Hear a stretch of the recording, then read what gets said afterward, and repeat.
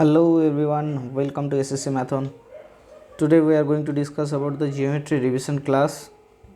It's basically based on the RRB NTPC group और group D 2019 exam के ऊपर ये 100 प्लस जियोमेट्री के जितना सारा फार्मूलाज है सब एक साथ जीस्ट आपको मिल जाएगा। ठीक है, तो पहली बात हम लोग क्या करेंगे, खाली फार्मूलाज करेंगे। उसके बाद अगर आपको लगता है कि इसका डिस्कशन मुझे बोलना चाहिए आप लोगों को, तो आप नीचे कमेंट सेक्शन में पूछिएगा, हम इसका सॉल्यूशन लेकर आएंगे। पहले हम लोग की नोट्स को रिमेंबर करेंगे। ठीक है, तो कैसे रिमेंबर करते हैं, कैसे फार्मूला को रट्टा मारा जाता है, या फिर फार्मूला कैसे याद रहेगा, क्योंकि आपको बार बार लिखना पड़ेगा, अदरवाइज़ या फिर आपको उसको रट्टा मारना पड़ेगा।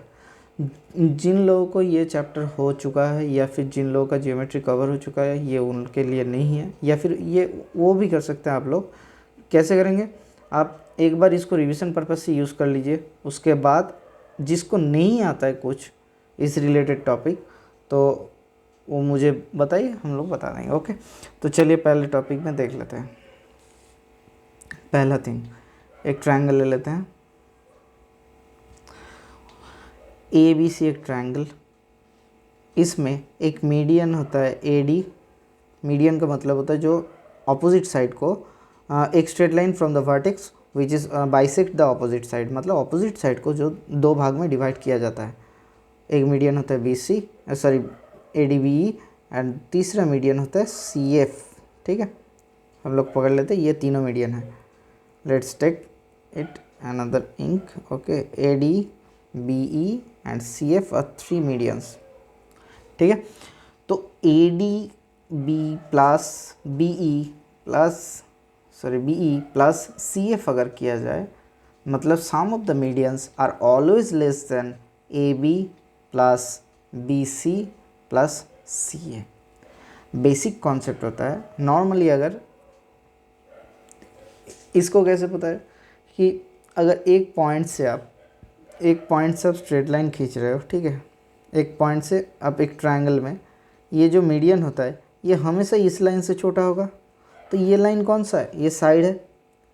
ठीक है, मीडियन मतलब क्या होता है, नियर अबाउट एकदम परपेंडिकुलर के पास आसपास ही होगा, लगभग कि परपेंडिकुलर के आसपास पकड़ लेते हैं।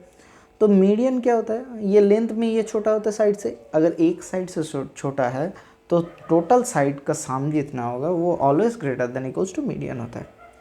ठीक है, मीडियन निकलने का फॉर्मूला हम बाद में बता देंगे। अच्छा ठीक है, चलिए अभी बता देते हैं। लेट्स टेक, हम ए डी मीडियन को निकालते हैं। ए डी मीडियन का फॉर्मूला क्या होगा, A D equals to half of root under कौन सा वाला, डी, बी सी के ऊपर है तो बी सी लास्ट में आएगा, बी सी का होल स्क्वायर माइनस में, और इसके आगे आ जाएगा 2ab whole square plus 2ac whole square. मतलब अगर हर एक साइड, लेट्स टेक एक ट्रायंगल ले लेते हैं फिर से। ठीक है, उसको ए बी सी नेम दे देते हैं। ए डी मीडियन, ए के ऑपोजिट साइड, पहले ए का ऑपोजिट साइड लिख लेते हैं। ए के ऑपोजिट साइड लिखते हैं ए साइड, साइड को छोटा अक्षरों में डिनोट किया जाता है। बी के ऑपोजिट साइड दे देते बी, सी के ऑपोजिट साइड दे देते C, small C. Okay, length of the sides L A और ए बी इक्वल्स टू लिख लेते हैं।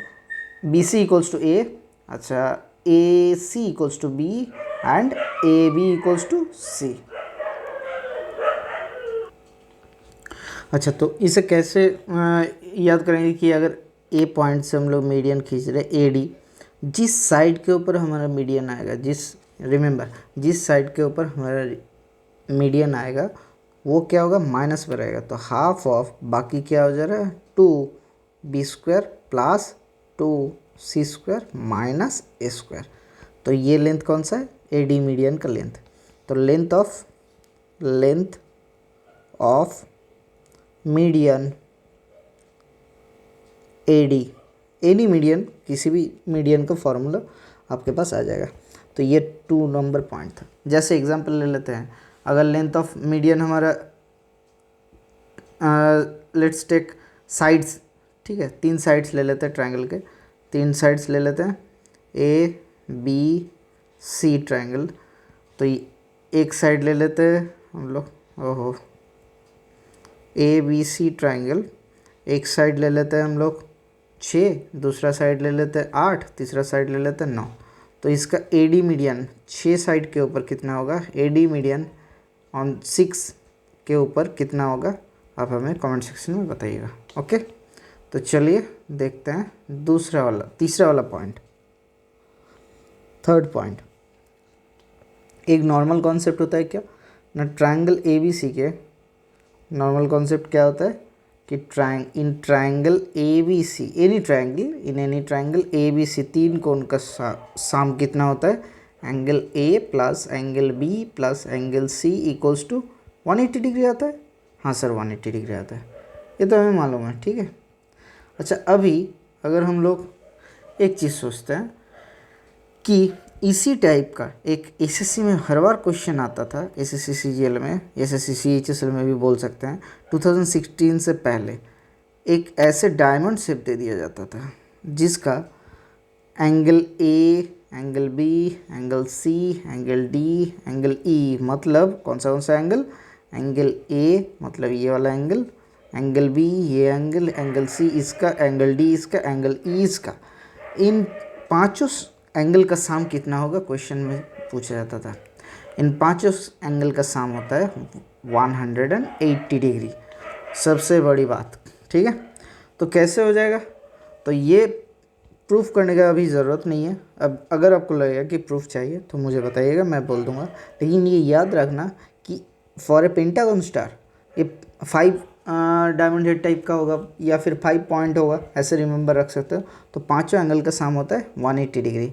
कैसे, अगर ये पकड़ लेते हैं आप, ये वाला एंगल, ठीक है, ये एंगल, ये तीनों का साम कितना होता है, AD, सपोज A यहाँ पे दे देते EF G H I J। चलिए इसको थोड़ा सा प्रूफ कर देते हैं। तो AFD ट्रायंगल का एंगल कितना होगा, 180 डिग्री। अच्छा, दूसरा वाला ट्रायंगल कितना, कौन सा, ये वाला EBG। अच्छा, तीसरा वाला एंगल कौन सा है, ये वाला ट्रायंगल, ठीक है। देखिएगा ऐसे सब ट्रायंगल लेंगे तो हर एक एंगल 2 टाइम्स रिपीट होगा आपका, ठीक है। तो ये चेक कर लेना, ऐसे ट्रायंगल का साम करना, और इनमें से ये वाला जो पेंटागन है, पेंटागन रेगुलर पेंटागन आ जा रहा है, तो ये रेगुलर पेंटागन के टोटल इंटरनल एंगल कितना होता है, फॉर्मूला होता है 2 × n - 2 × 90 डिग्री बाई n, हर एक का होता है। तो 2 × n - 2 × 90 degree that is equal to 6 × 90 degree, ठीक है, 540 डिग्री। तो इसको एडिट कर देना या फिर वहाँ से सब्सट्रैक्ट कर देना, इससे मिल जाएगा आपको, ठीक है। ये रिमेंबर रख लीजिए कि ऐसे डायमंड शेप का जो ट्रायंगल होता है या फिर डायमंड शेप का जो फिगर होता है उसका पांचों एंगल का सम कितना होगा, 180 डिग्री, ठीक है। उसके बाद चलते हैं हम लोग नेक्स्ट टॉपिक पे। नेक्स्ट टॉपिक मतलब ऐसा देखते हैं, नेक्स्ट टॉपिक होगा, लेट्स टेक एक ट्रायंगल ले लेते हैं, ठीक है। ये वाला कौन सा है, 4th पॉइंट,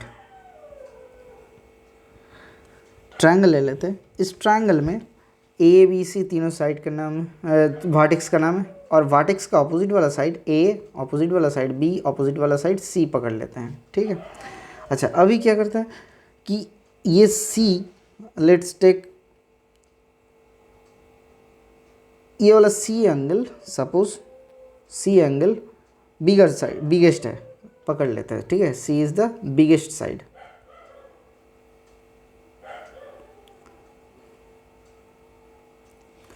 ठीक है। अभी है कि एंगल के ऊपर बेस करके ट्रायंगल 3 प्रकार का होता है। एक होता है एक्यूट एंगल ट्रायंगल, दूसरा होता है आपका राइट एंगल ट्रायंगल, तीसरा होता है आपका ऑब्ट्यूज एंगल ट्रायंगल, ठीक है। एक्यूट एंगल क्या होता है, जिस ट्रायंगल का हर एक एंगल लेस देन 90 डिग्री होता है उसे एक्यूट एंगल। राइट एंगल किस कहते हैं, जिस ट्रायंगल में एक एंगल 90 डिग्री होता है। ऑब्ट्यूज एंगल क्या होता है, जिस एंगल में एक ट्रायंगल के एक एंगल ग्रेटर देन 90 डिग्री होता है। यहाँ तक ठीक है। लेकिन अगर बोल दिया जाए कि साइड का कोई रिलेशन होगा सर, जिसके अनुसार हम लोग को पता चल जाए कि ये एक्यूट एंगल है कि राइट एंगल है या फिर ये ऑब्ट्यूज एंगल है, हाँ सर होता है। क्यों, कैसे? अगर इसको हम एक नंबर पकड़ लेते हैं तो एक्यूट एंगल ट्रायंगल एक नंबर वाला कब होगा? अगर A square plus B square greater than C square होता है तो। मतलब छोटा वाला जो दो साइड है उनका स्क्वायर का सम बड़ा वाला साइड से अगर बड़ी होगी तो उसे कहते हैं एक्यूट एंगल ट्रायंगल।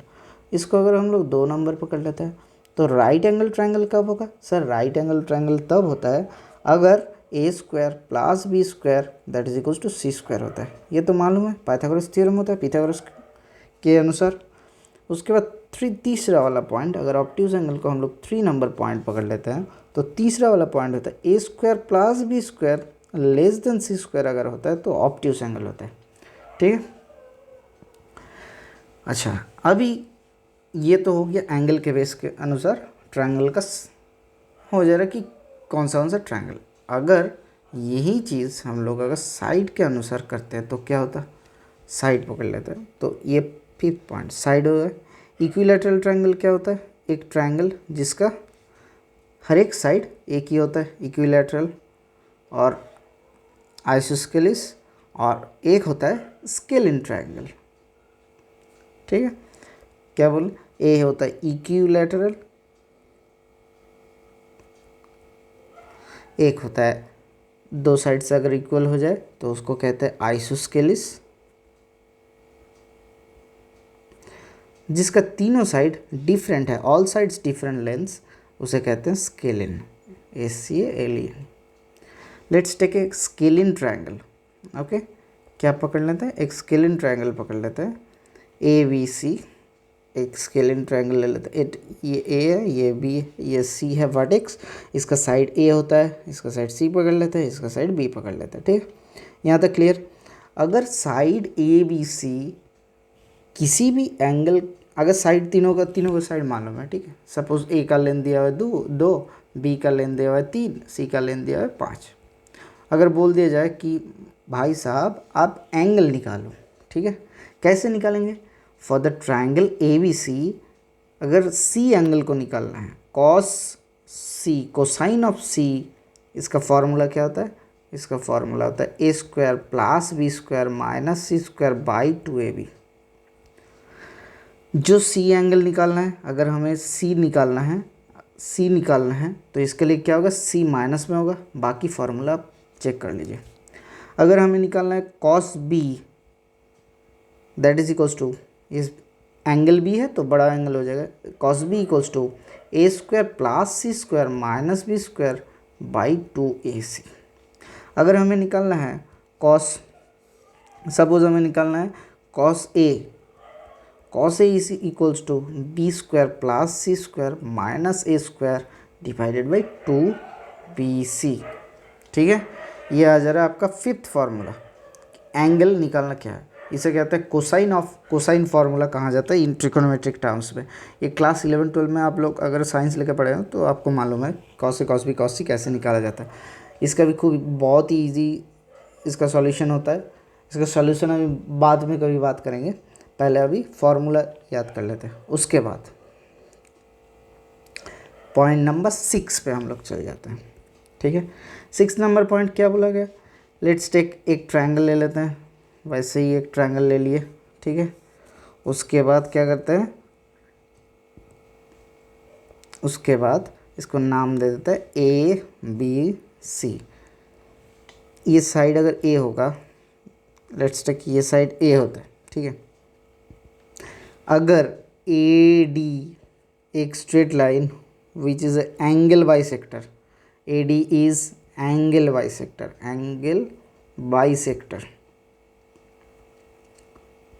अगर AD एंगल बाइसेक्टर है जो A एंगल को दो हिस्सों में बांटते हैं, एक से एक, मतलब दोनों इक्वल एंगल में बांटते हैं, angle bisector of angle BAC, तो क्या होगा?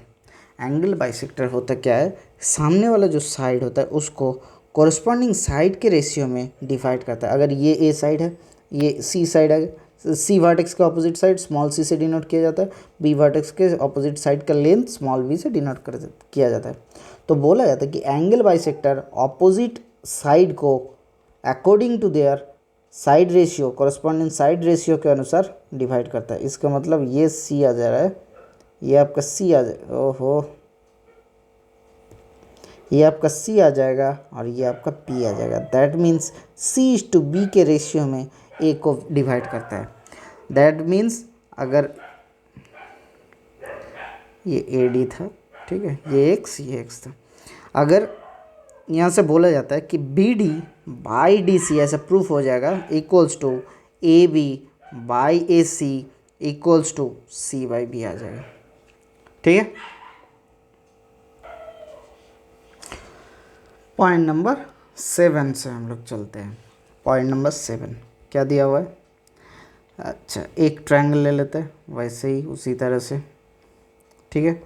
इसके बाद इसका वर्टेक्स दे देते हैं A B C, A D is angle bisector of B A C, B E and C F, A D B E and C F अगर तीनों एक पॉइंट पे मीट करते हैं तो एंगल बाइसेक्टर को, इसको कहते हैं इन सेंटर, आई से डिनोट किया जाता है। ठीक है, अगर आई से डिनोट किया जा रहा है तो इसको बताइए, और ए साइड का ऑपोजिट ए वर्टेक्स के, बी वर्टेक्स का ऑपोजिट बी, सी वर्टेक्स का ऑपोजिट सी ले लेते हैं। तो A D B E and C F क्या लिया है? A D B E and C F are angle bisector of triangle A B C. ठीक है, यहाँ तक ठीक है। तो A I length ratio, A I is to I D क्या हो जाएगा sir? A I is to I D आ जाएगा B plus C is to A. ठीक है, कैसे रिमेंबर करेंगे? ए डी मतलब ए डी ए साइड के ऊपर है तो ए खाली छोड़ेगा, बाकी दोनों साइड का साम आ जाएगा रेशियो में। B I is to I क्या होता है? Equals to A plus C, sorry A plus C होगा, बी लिख दिया मैंने, A plus C is to B, and C I is to I F, C I is to I F क्या हो जाएगा? यह आ जाएगा A plus B is to C. ठीक है, इसे याद रखने का तरीका क्या है? जो जिस वाला आप एंगल बाइसेक्टर को लेंगे उसके कॉरस्पॉन्डिंग जो साइड होगा वो दूसरे तरफ रहेगा। जैसे सी एफ लिए हैं हम लोग, सी I is to I F निकाल रहे हैं, तो क्या होगा? कॉरस्पॉन्डिंग साइड सी इधर रहेगा, यहाँ पे रह जा रहा है, बाकी दोनों साइड का सम हो जा रहा है। आज यहीं तक, नेक्स्ट क्लास में हम लोग बाकी वाला पॉइंट 8 से पढ़ेंगे। Okay, thank you, bye bye.